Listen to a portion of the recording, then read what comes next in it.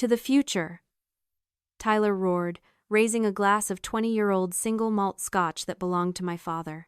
The fire crackled in the stone hearth, casting long, dancing shadows across the timber walls of our ancestral cabin.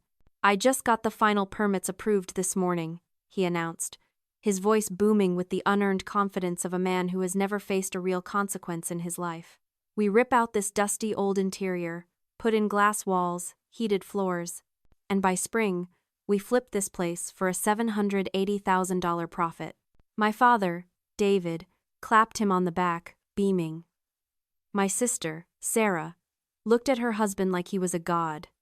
I sat in the corner, nursing a lukewarm coffee, saying absolutely nothing, because what Tyler didn't know, what none of them knew, was that the deed to this cabin was currently sitting in a fireproof safe in my apartment 3 hours away, and my name had been on it for 5 years. Before we watch Tyler's house of cards come crashing down, drop a comment and let me know where you're listening from and what time it is for you right now. I'd love to know who's part of our community. The cheering inside the cabin was deafening. It wasn't just happiness. It was relief. My father saw Tyler's vision as salvation, a way to turn a stagnant family asset into a legacy of wealth. He looked at Tyler's flashy suit and loud promises and saw competence. He looked at me in my gray sweater, silent and observant, and saw nothing. Just Ashley. The quiet one. The accountant. The one who didn't have vision. My phone buzzed against my thigh. A single, sharp vibration that cut through the noise. I pulled it out, shielding the screen from the room. It was a text from a number I didn't recognize. Are you Ashley? I'm Antonio. I'm standing outside your cabin, and your brother-in-law owes me $18,000. My stomach dropped, but my face remained perfectly still. Years of forensic accounting had taught me one thing: never show your cards until the trap is set.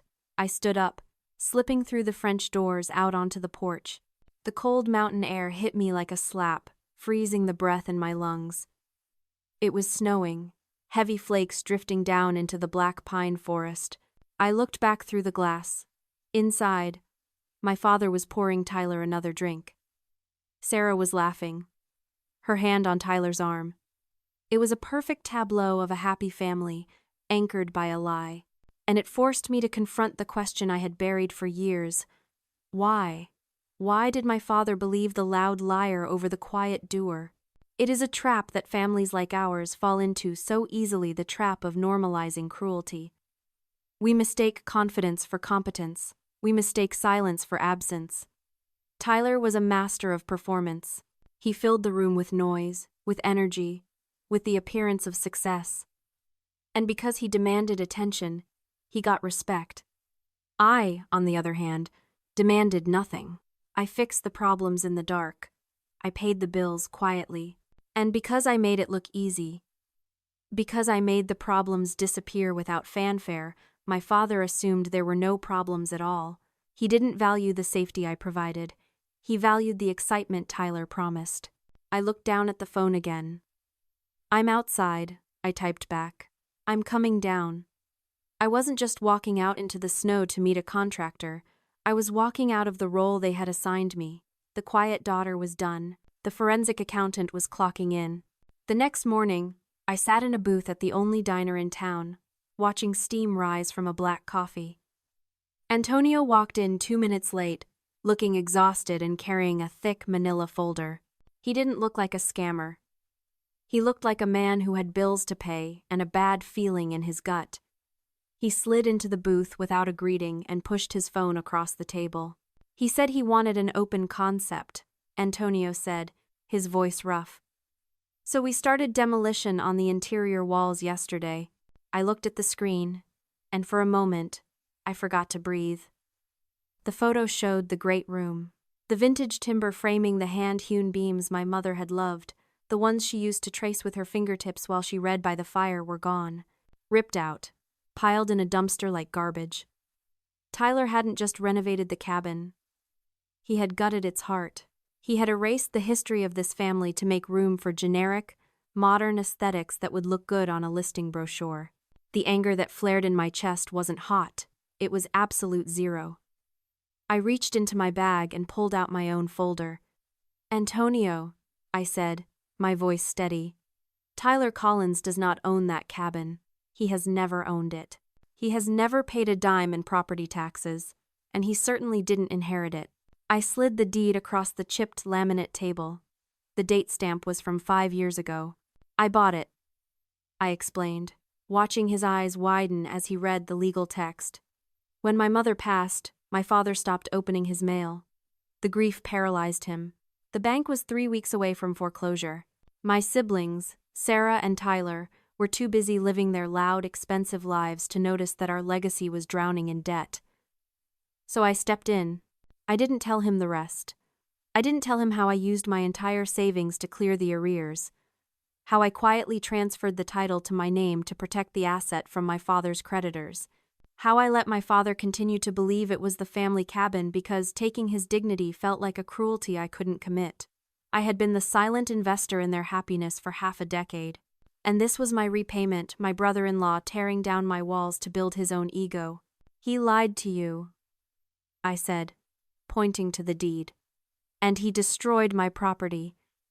You are going to stop working immediately, and you are going to give me every single text message, email, and voicemail he has sent you." Antonio looked at the deed, then at the photo of the destroyed beams, then at me.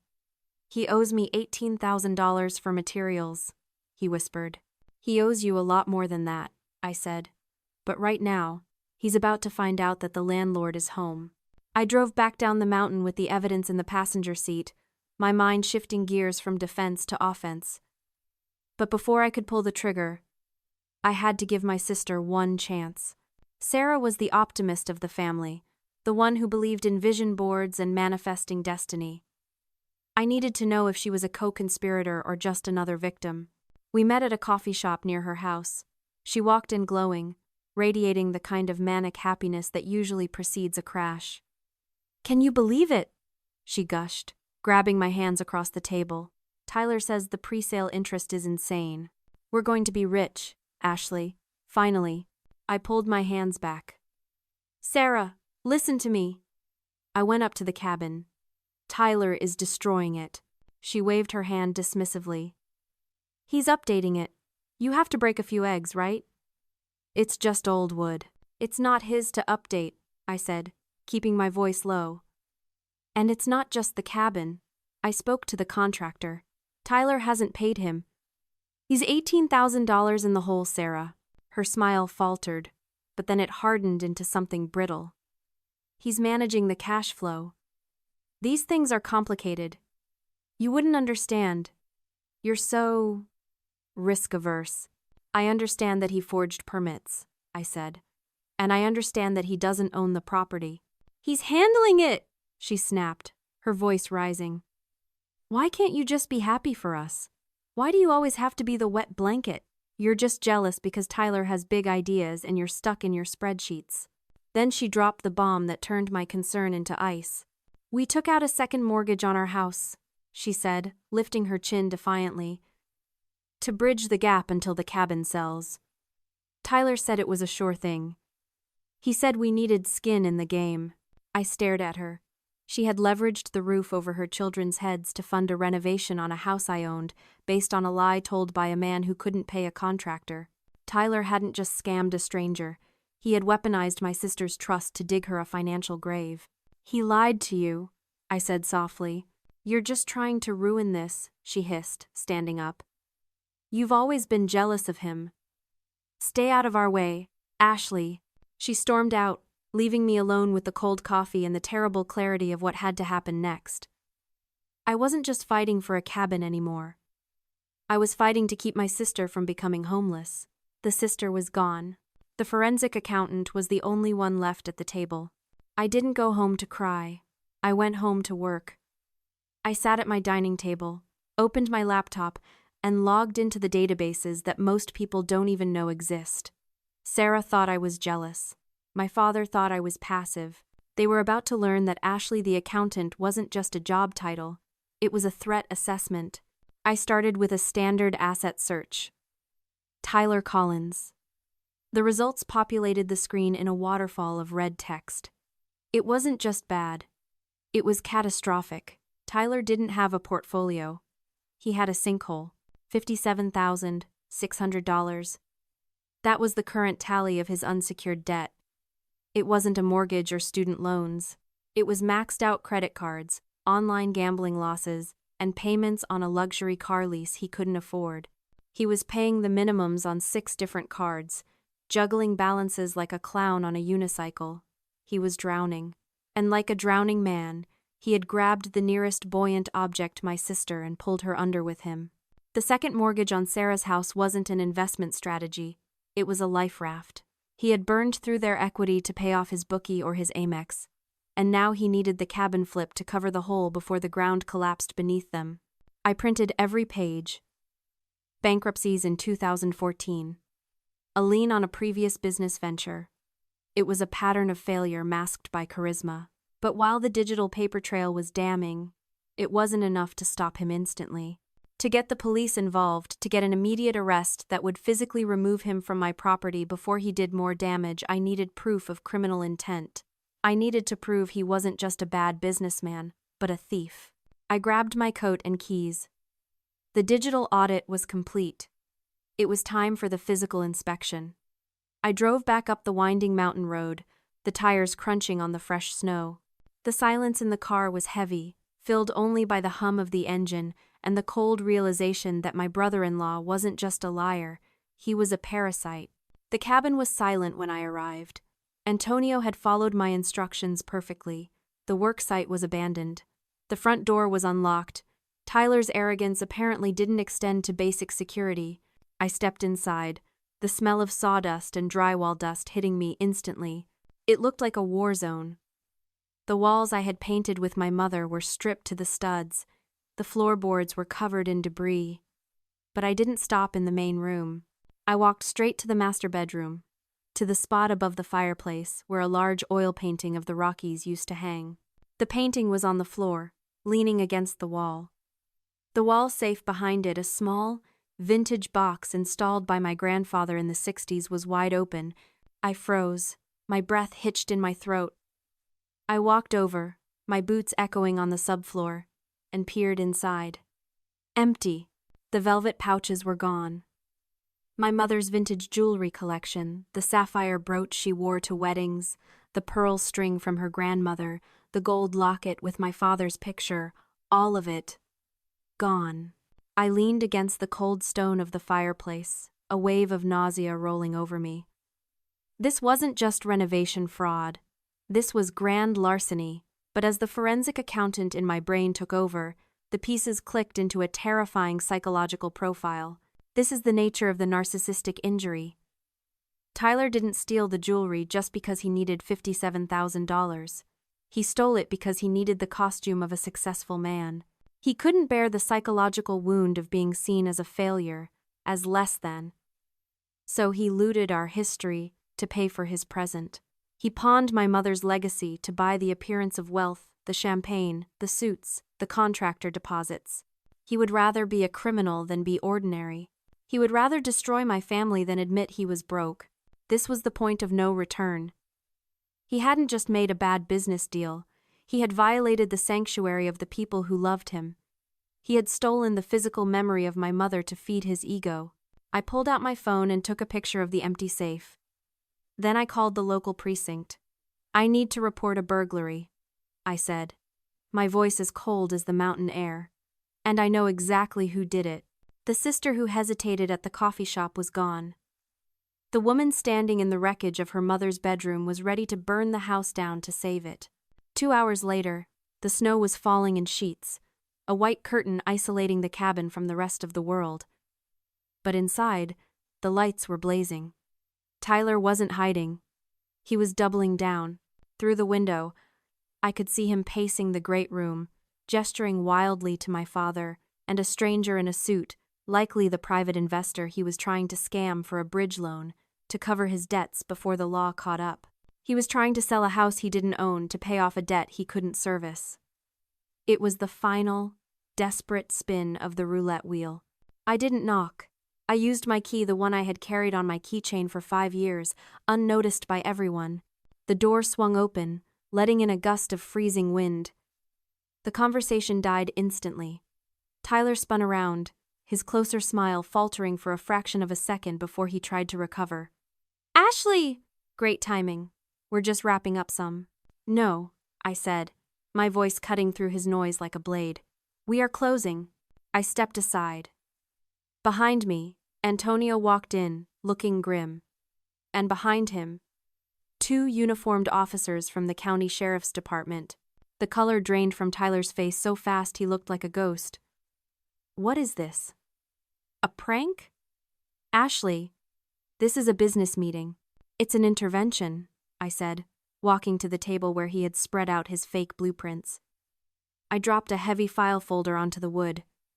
It landed with the dull thud of a gavel. "This is the deed to the property," I said, pointing to the first document. "Registered in my name, purchased from the estate 5 years ago. These are the building permits you forged. The permit numbers belong to a parking garage in Denver. And this." I pulled out the pawn shop receipts I had retrieved from the police report database an hour ago. "This is the ticket for Mom's sapphire brooch. And her pearl string. And the gold locket." The silence in the room was absolute. My father, David, picked up the pawn receipt. His hands were shaking. He looked at the date stamp 3 days ago. Then he looked at Tyler. The hero worship in his eyes died, replaced by a horror so deep it looked like physical pain. "You stole her jewelry?" my father whispered. "To pay for." "What?" "For the appearance," I answered for him. "Because looking rich was more important to him than being honest." Tyler crumbled. The arrogance evaporated, leaving behind a terrified, small man. He turned to my sister, Sarah, who was standing by the kitchen island, clutching her stomach. "Sarah, baby, tell them. Tell them it's a misunderstanding. I can fix this. I just need a little time." Sarah looked at him, then at me, and for the first time in her life, she didn't make an excuse for him. She stepped back. "Mr. Collins," the officer said, stepping forward. "You're under arrest for fraud, forgery, and grand larceny." As the handcuffs clicked, Tyler started screaming, blaming the market, blaming the contractor, blaming me. But as they dragged him out into the snowstorm, his voice faded, swallowed by the wind. The cabin was finally quiet. The glass castle had shattered. A week later, the only sound in the cabin was the rhythmic rasp of sandpaper. Antonio was working on the timber frames, carefully restoring the wood Tyler had tried to cover up. It smelled like cedar and sawdust, the smell of healing. My father sat in the armchair by the fire. He looked older, deflated. The illusion that had sustained him, the idea that his son-in-law was a titan of industry, was gone. "I owe you an apology," he said, staring into the flames. "I listened to him because he was loud. I ignored you because you were quiet. I thought you didn't care about this place." I sat down opposite him. I didn't offer him tea or comfort. I offered him the truth. "Dad, look at this place," I said gently. "If I hadn't bought this cabin 5 years ago, the bank would have foreclosed on it. It would be a rental property for strangers right now. If I hadn't stepped in last week, Tyler would have leveraged Sarah's house into foreclosure too. You would be destitute. Sarah would be homeless. The jewelry would be gone forever. This is the reality of the world without the quiet ones. If I hadn't been the silent guardian, the safety net he didn't know existed, the family legacy would have been sold for scrap metal to pay for Tyler's ego." "My silence wasn't absence, Dad," I said. "It was a shield." He nodded slowly, tears tracking through the lines on his face. "I see you now, Ashley. I see you." Later that afternoon, I stood on the newly restored deck. The sun was setting, painting the snow in shades of violet and gold. The jewelry was back in the safe I had paid to retrieve it myself. Sarah had filed for divorce and was staying with me until she got on her feet. The cabin was secure. I wrapped my hands around a hot mug of coffee and took a deep breath of the thin, clean mountain air. Ethan had wanted to flip this view for a quick profit to show the world how smart he was. Instead, he showed the world exactly who he was. And I had stopped him without raising my voice. I watched the first stars appear above the tree line. Sometimes, the quietest victories are the most complete. If this story reminded you that the quietest people often hold the most power, hit that like button and share this with someone who needs to hear it. And tell me in the comments, would you have pressed charges against family or let them walk away?